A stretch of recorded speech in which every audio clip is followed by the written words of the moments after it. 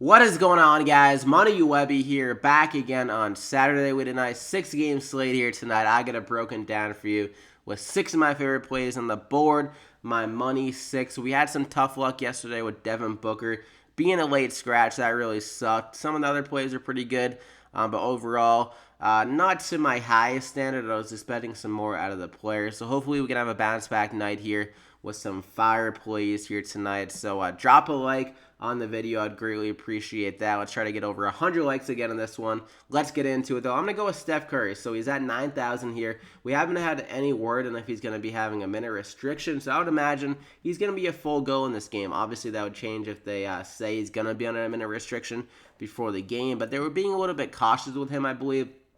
Like the injury wasn't said to be too serious, but they kept on pushing him back just because I feel like maybe they were trying to send a message to KD seeing like, as he's considering not playing for the Warriors next year, they're like, maybe this is how it's going to be for you on your own, where you're carrying the load every night. I feel like they were kind of doing a little bit of a subliminal message there. And also, they want to be a little bit cautious as they're pretty much already penciled into the NBA Finals. So at 9,000 here, it's a really solid value on his price tag, considering he was hovering around 10,000 per game before his injury. So if he can get his full complement of minutes, and against the Detroit Pistons, who do struggle against guards, I think Steph Curry could definitely catch fire in this game.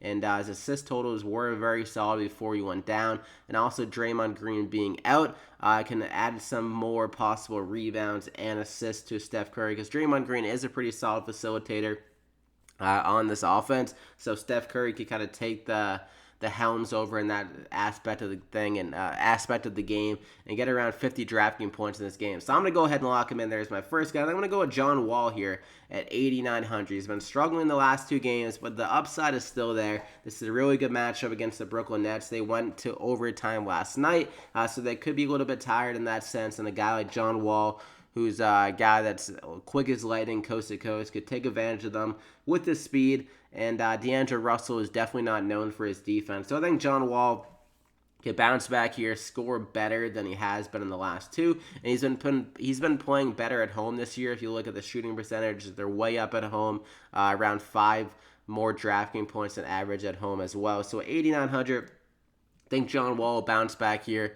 He does have some risk with him, as he can be pretty damn bad some nights, but this seems like a good John Wall night. So I'm going to go ahead and lock him in. And then I'm going to go with Clint Capela. This guy's been absolutely beasting recently. He had 55 last night against the Spurs. And he only played 30 minutes, which is good. He didn't play his full complement of minutes because they absolutely blew the doors off of the Spurs. Absolutely killed them. They won by like 30. I think they were up by like 40 at one point. So that blowout win could definitely help for tonight. And if the Bulls going to stay close in this game, Capela could definitely go off. Their defense against centers is not very great. They're allowing a ton of rebounds. We saw Andre Drummond go off against them last night. He had like a 16-20 and maybe like 4 blocks or something like that. So I think Capela could have a very similar game where he's able to get a lot of rebounds, a lot of blocks and stuff like that. So I'm going to go ahead and lock him in there. Then I'm going to go with Bogdanovic here. We're going to go with the Kings one. They're actually playing each other. So I like that little fake kind of narrative where they're not even related, but they have like almost identical names, which is very funny to me. So at 5,500, and also this guy's been trending up. His minutes have been solid the last few games. He had 34, 35 minutes the last 2, and he's shooting a lot. Like he had 20 shots against the Clips, 19 against the Jazz. So he's throwing up a lot of shots, even though he's not shooting that great. And the DraftKings points have followed. So at 5,500. Like the value, this game should be one of the better games to target, as the Kings and the Pacers, I believe, are both there. Yeah, they're both these 2 teams are one of the few matchups, I think maybe even the only matchup where the teams aren't on back-to-back. So this game should be the freshest legs and stuff like that. So Bogdanovic at 5,500. I'm going to go ahead and lock him in there as my 4th guy. Then I'm going to go with Jared Allen here. He did get a lot of run last night, so that makes him a little bit risky. But even if he gets like around 30 minutes in this game, or like 28, I still think he can do enough at his price tag at 5,400 to return some solid value against the Wizards, another team here that really struggle against centers without Dwight Howard. They're starting like Thomas Bryant and then like Markieff Morris at the 5, when they go to him off the bench. So they really don't have that guy that can slow down a guy like Jared Allen. And we saw Joel Embiid in 22 minutes put up like a 15 and 14. So Jared Allen could have a nice double-double and limited minutes in this game. And if he gets a full complement of minutes, he can have an extremely good game. So I'm going to go ahead and lock him in there. Another guy with great upside at his price tag. So that's the 5. Then we got DeMarre Carroll here with Joe Harris out yesterday. If he's out again here tonight, DeMarre Carroll can return a ton of value at 3,400 as he got 39 minutes last game. That game went to overtime, so still like 34 minutes in regular time. That's still a starter minutes for a guy at 3,400 with Harris out, so that's extremely good value. Not much to it against a bad defensive team in the Wizards as well. They really struggle against like small forwards through power forwards, centers, and everything like that. So I'm going to go ahead and lock him in there as my final guy. That gets you up to 5,000 remaining per player, so a really good value.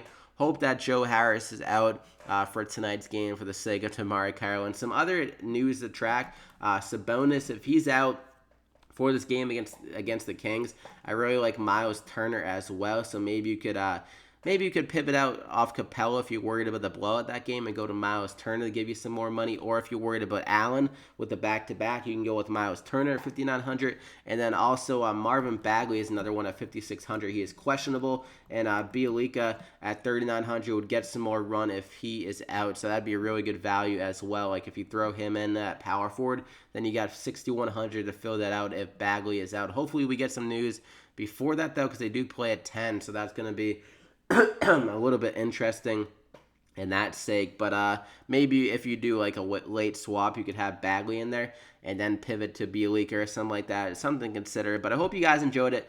I don't know why I cleared that, but drop a like if you enjoyed the video, and yeah, subscribe if you haven't already to continue to get these videos. Good luck on the slate. I hope you win some money. You can follow me on Twitter at MoneyWebby for any updates on the plays, and we'll see you back here again next time.